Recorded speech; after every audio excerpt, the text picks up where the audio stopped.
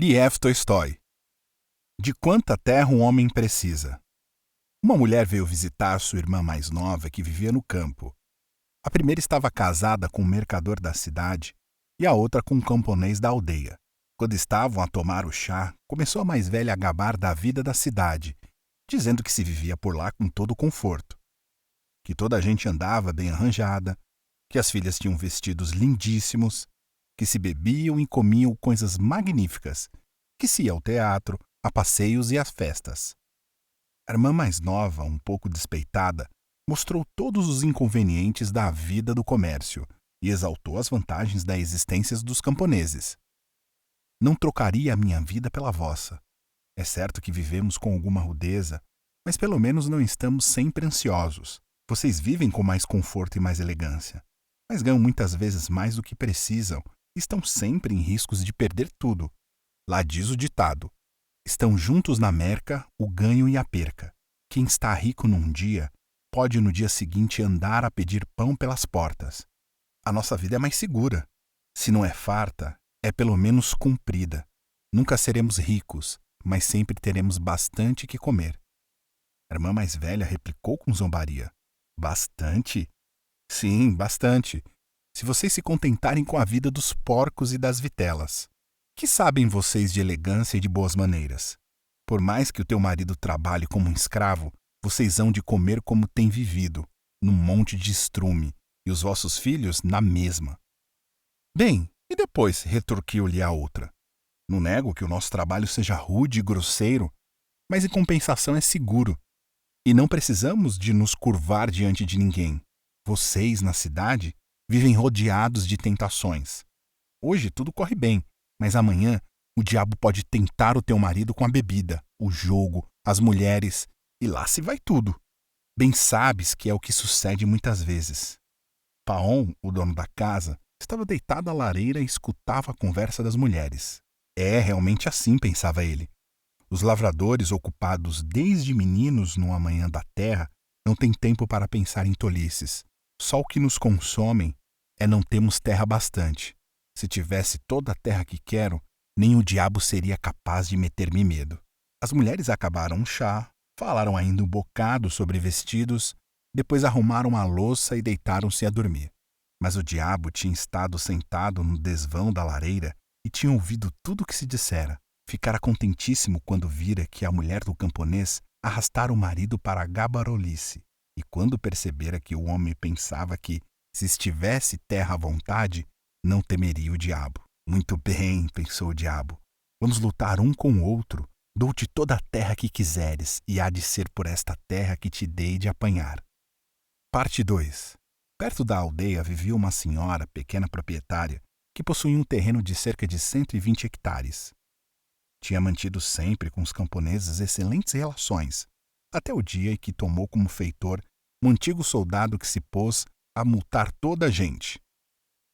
Por mais cuidado que Paton tivesse, ora um cavalo que lhe fugia para os campos de aveia da senhora, ora uma vaca ia para os jardins, ora as vitelas andavam pelos prados, e a multa lá vinha. Paon pagava, resmungava, irritado tratava mal a família toda. O verão, o camponês teve conflitos com o feitor, e só o alegrou a chegada do inverno em que o gado tinha de ir para o estábulo. Dava-lhe a ração de má vontade, mas ao menos estava livre de sustos. Durante o inverno, correu que a senhora ia vender as terras e que o estalajadeiro se preparava para lhas comprar. Toda a aldeia ficou alarmada. Bem, pensavam os camponeses, se o estalajadeiro comprar as terras, as multas serão mais fortes ainda. O caso é sério.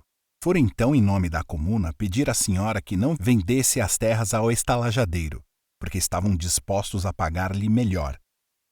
A senhora concordou e os camponeses reuniram-se para que o campo fosse comprado por todos e cultivado por todos. Houve 2 assembleias, mas o diabo semeava discórdia e não chegaram a nenhuma combinação.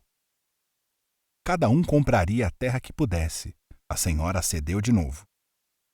Paon ouviu dizer que um seu vizinho ia comprar 20 hectares e que a proprietária receberia metade dinheiro e esperaria um ano pela outra metade. Sentiu inveja e pensou: ora, vejam isto, vão comprar toda a terra e eu não apanho nenhuma. falou depois a mulher. Toda a gente está a comprar terras. Vamos nós comprar também uns 10 hectares. A vida assim é impossível. O feitor mata-nos com multas. A mulher concordou e consideraram sobre a maneira de realizar o seu desejo. Tinham 100 rublos de parte, venderam um potro e metade das abelhas, meteram um filho a jornaleiro, receberam a soldada adiantada e pediram emprestado a um cunhado que faltava para perfazer metade da quantia necessária. Feito isso, escolheu Paon um campo de uns 15 hectares, com um pouco de bosque, e foi ter com a senhora para tratarem do negócio. Chegaram ao acordo e o camponês pagou adiantado uma certa quantia. Depois foram à cidade e assinaram a escritura em que ficava estabelecido pagar logo metade da quantia e entregar o resto dentro de 2 anos. Agora tinha Paon terra sua, pediu sementes emprestadas, semeou-os na terra que comprara. Quando a colheita foi boa, pôde dentro de 1 ano pagar ao cunhado e à senhora. Tornou-se assim proprietário, lavrando e semeando a sua terra, fazendo feno na sua terra, abatendo as suas árvores e alimentando o seu gado nos seus pastos. Sentia-se cheio de contentamento quando ia lavrar ou olhava para os trigais ou para os prados. A erva que ali crescia e as flores que ali desbrochavam pareciam-lhe diferentes de todas as outras. A princípio, parecera-lhe que a sua terra era igual a qualquer outra.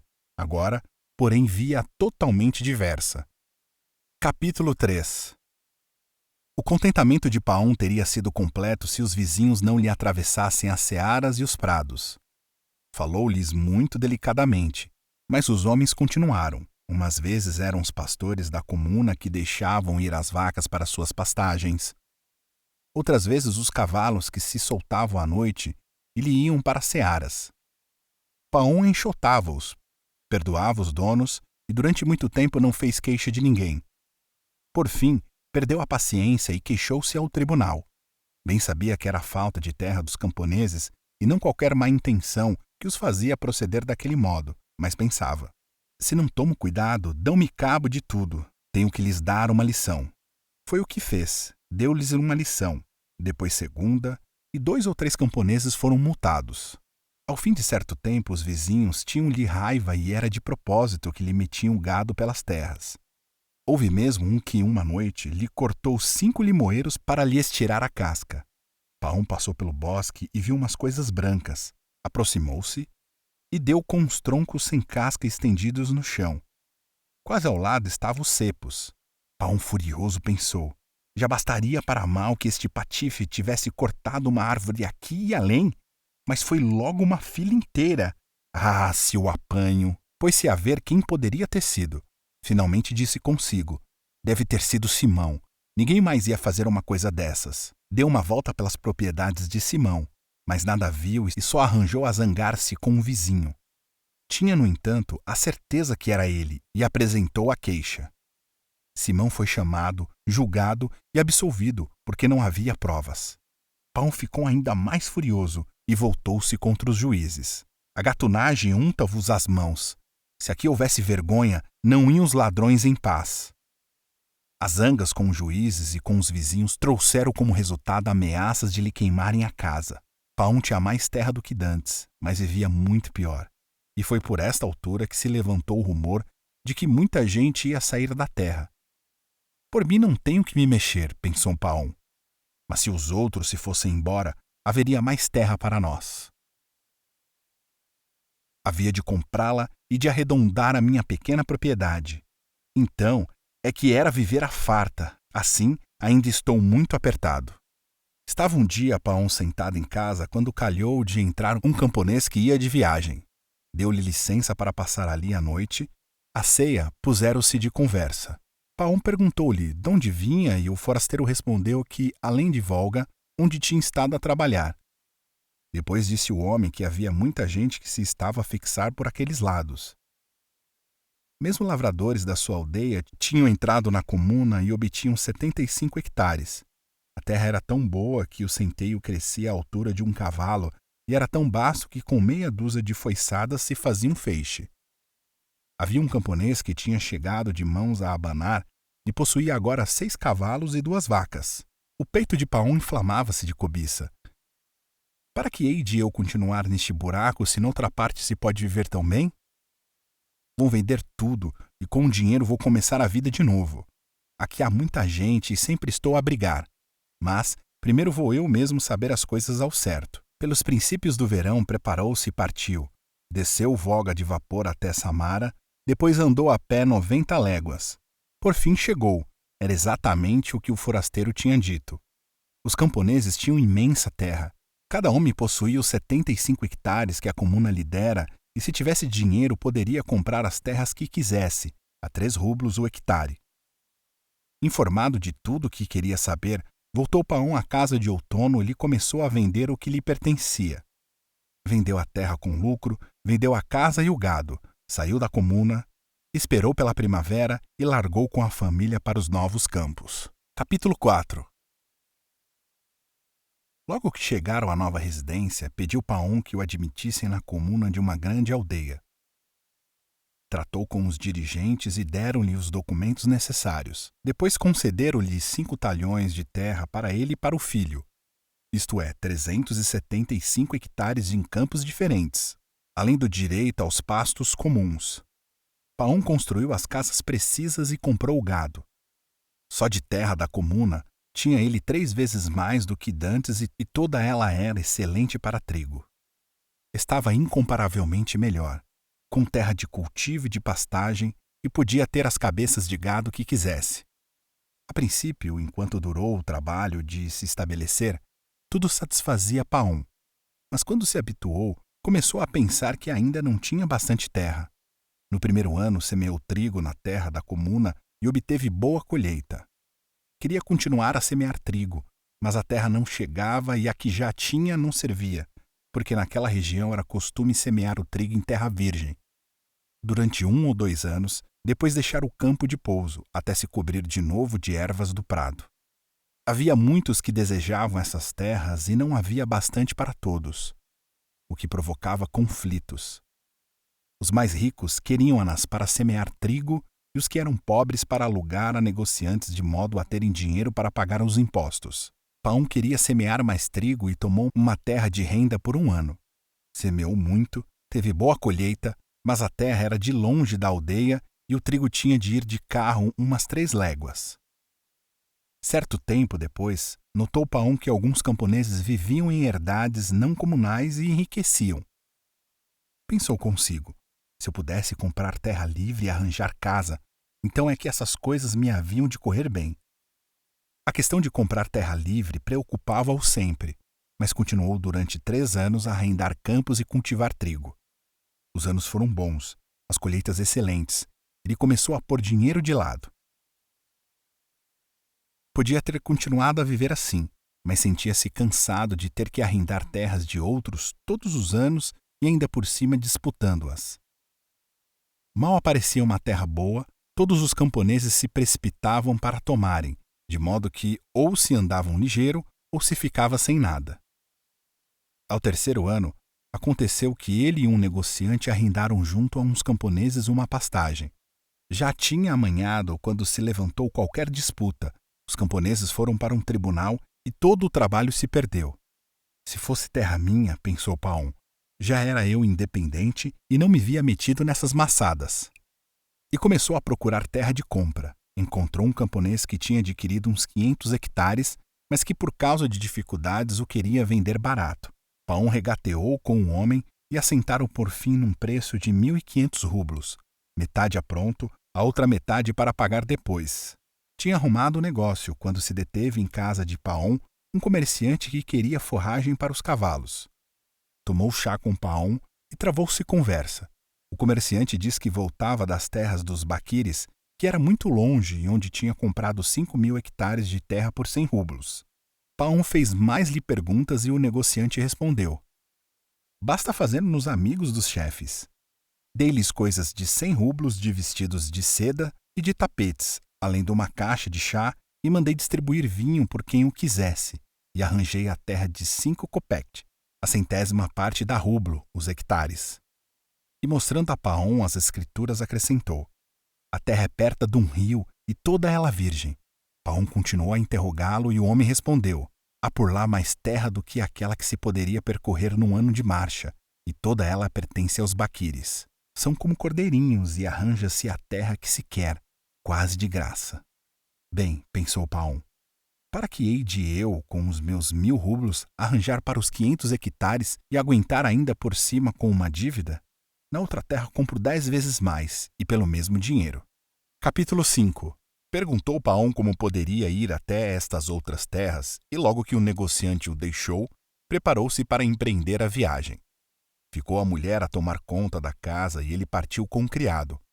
Pararam numa cidade e compraram uma caixa de chá, vinho e outros presentes conforme o conselho do negociante. Foram andando sempre até que, já percorridas mais de 90 léguas, chegaram ao lugar em que os baquires tinham levantado as suas tendas. Era exatamente como o homem tinha dito. Viviam nas estepes, junto de um rio, em tendas de feltro.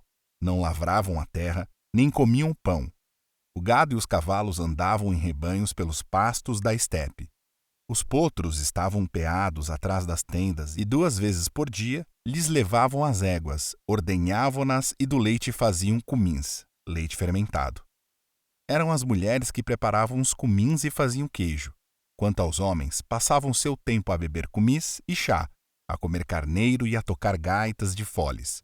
Eram gorduchos e prazenteiros, e durante todo o verão nem pensavam em trabalhar. Eram ignorantes de todo, não sabiam falar russo, mas eram de boa qualidade.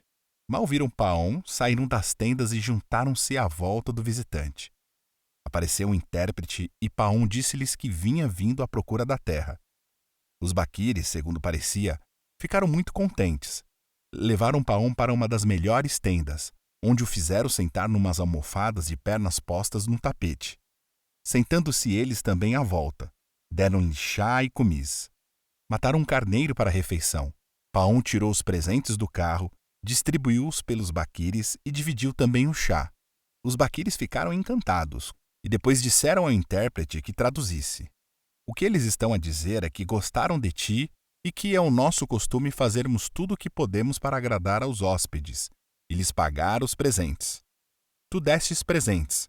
Tens que dizer agora que te agrada mais de tudo o que possuímos, para que te entregamos o que desejas.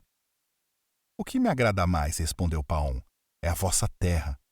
A nossa está cheia de gente, e os campos já não dão. Vocês têm muita e boa. Nunca vi coisa assim. O intérprete traduziu. Os baquires falaram um bocado sem que Paon compreendesse o que diziam, mas percebeu que estavam muito divertidos e viu que gritavam e se riam. Depois se calaram e olharam para Paon, enquanto o intérprete dizia: o que eles me mandam dizer é que, em troca dos teus presentes, te darão a terra que quiseres. É só apontá-la a dedo. Os baquires puseram-se outra vez a falar e discutiram. Paon perguntou o motivo da discussão e o intérprete respondeu que uns eram de opinião de que não deviam resolver nada na ausência do chefe, e outros que não havia necessidade de esperarem que voltasse. Capítulo 6. Enquanto os baquires discutiam, entrou um homem com um barrete de pele de raposa. Todos se levantaram em silêncio, e o intérprete disse: é o chefe. Paon foi logo buscar o melhor vestuário e 5 libras de chá e ofereceu tudo ao chefe. O chefe aceitou, sentou-se no lugar de honra e os baquires começaram a contar-lhe qualquer coisa. O chefe escutou, depois fez um sinal com a cabeça para que se calassem e, dirigindo-se a Paon, disse-lhe em russo: está bem, escolhe a terra que queres, há bastante por aí. A que eu quiser? Pensou Paon. Como é isso possível? Tenho que fazer uma escritura para que não volte com a palavra atrás, depois disse alto: muito obrigado pelas suas boas palavras. Os senhores têm muita terra e eu só quero uma parte, mas que seja bem minha.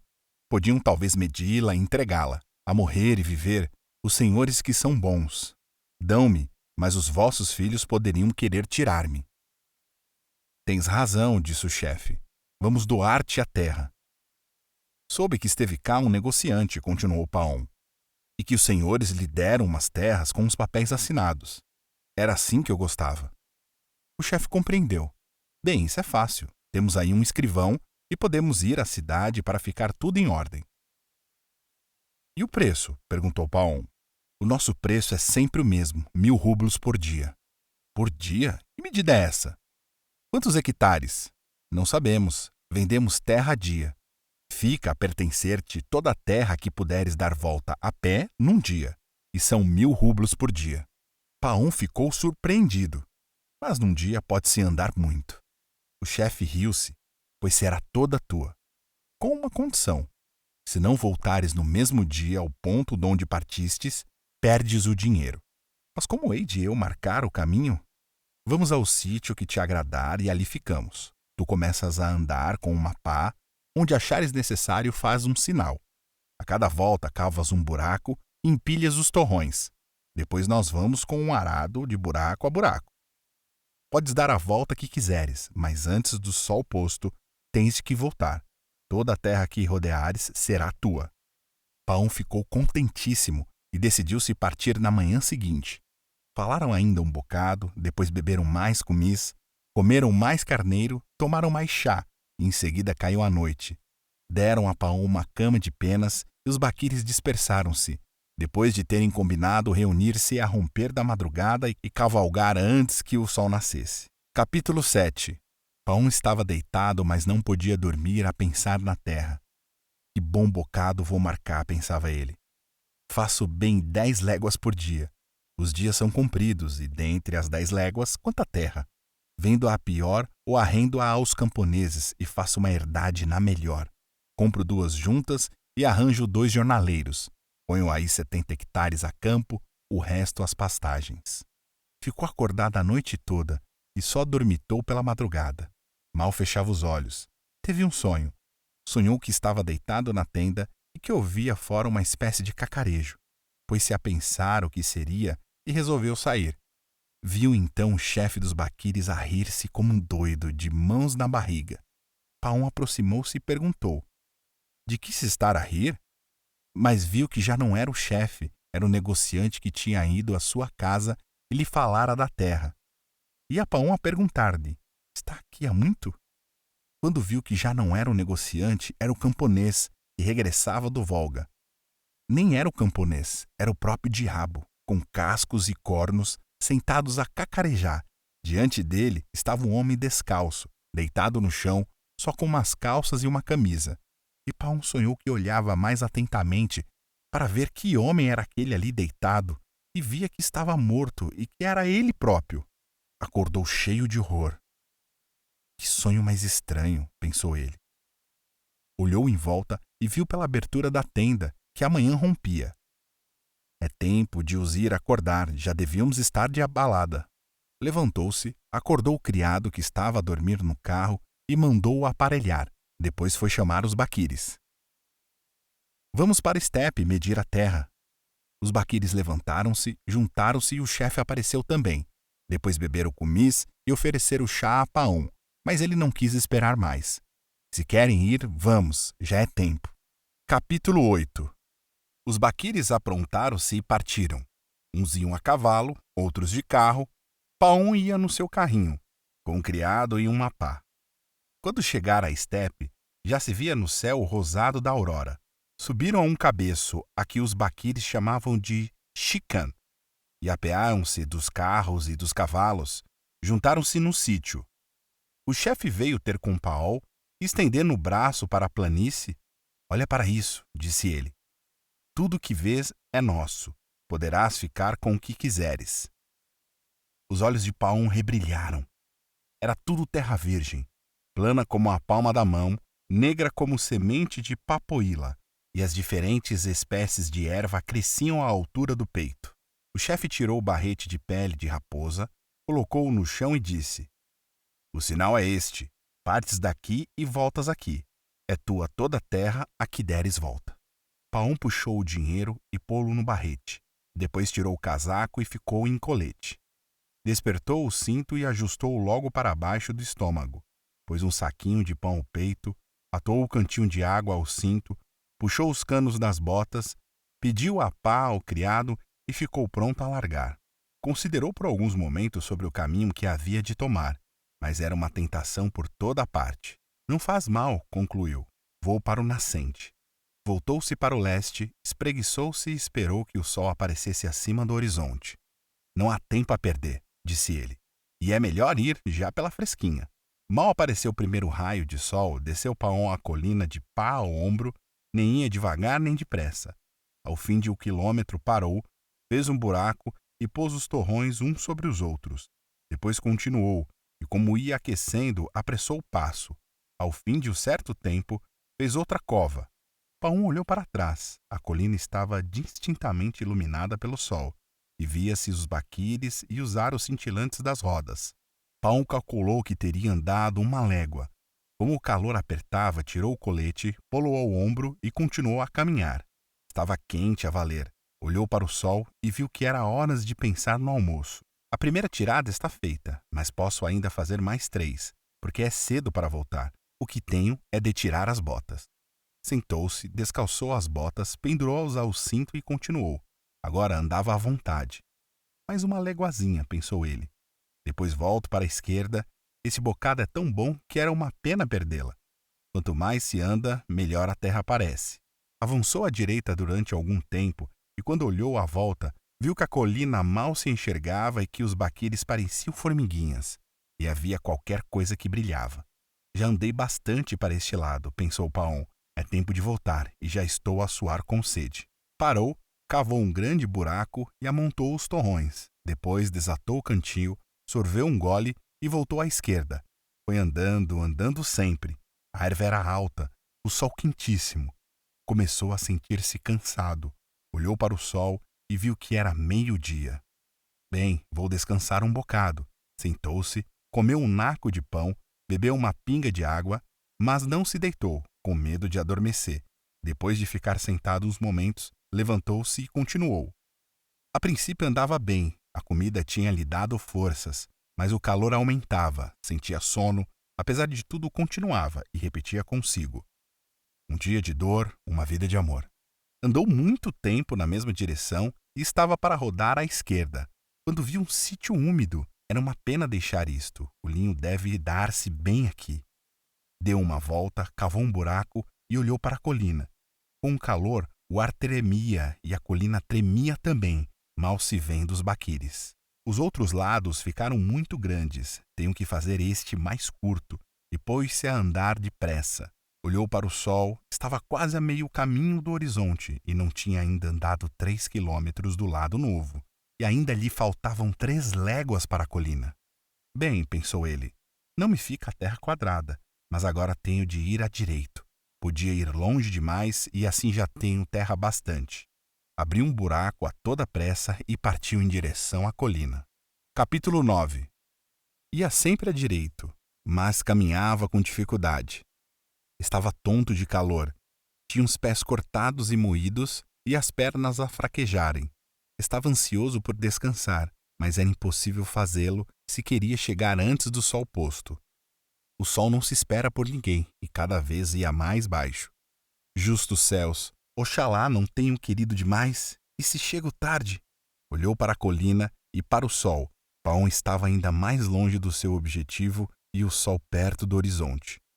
Continuou a andar. Era custoso a valer, mas cada vez que andava mais depressa, estugou o passo, mas estava longe ainda. Começou a correr, atirou fora o casaco, as botas, o cantil e o barrete e ficou só com a pá, a que se apoiava de quando em quando. Santo Deus, abarquei demais e perdi tudo.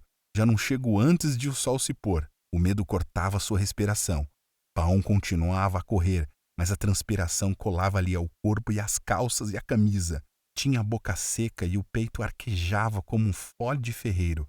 O coração batia que nem um martelo e as pernas quase que se nem pareciam dele. Paon sentia-se aterrorizado com a ideia de morrer de fadiga. Apesar do medo da morte, não podia parar. Se depois de ter corrido tudo isso parasse agora, chamavam-me de doido.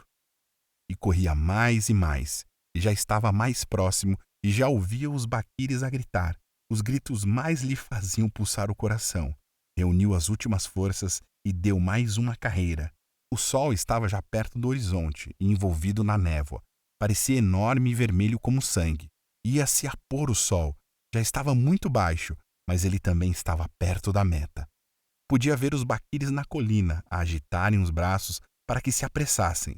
Podia ver o barrete no chão, com o dinheiro em cima e o chefe sentado. e de mãos nas ilhargas. Paon lembrou-se do sonho. Tenho terra bastante, mas permitirá Deus que eu viva nela? Perdi a vida, perdi a vida. Já não chego àquele lugar. Paon olhou para o sol e já tinha atingido o horizonte. Um lado já tinha desaparecido. Com a força que lhe restava, atirou-se para a frente, com o corpo tão inclinado que as pernas mal podiam conservar o equilíbrio. Ao chegar à colina, tudo escureceu. O sol pusera-se, deu um grito. Tudo em vão, tudo em vão. Ia parar, quando ouviu os brados dos baquires e se lembrou de que eles ainda viam sol lá de cima do outeiro. Tomou um hausto de ar e trepou pela colina. Ainda havia luz. No cimo, lá estava o barrete e o chefe a rir-se de mãos na barriga. Outra vez, Paon lembrou o sonho, soltou um grito, as pernas falharam-lhe e foi com as mãos que agarrou o barrete. Grande homem, gritou o chefe, a terra que ele ganhou. O criado de Paon veio a correr e tentou levantá-lo, mas viu que o sangue lhe corria da boca. Paon morrera. Os baquires davam estalos com a língua para mostrar a pena que sentiam. O criado pegou na pá, fez uma cova em que coubesse Paon e meteu-no dentro. 7 palmos de terra. Não precisava de mais nada.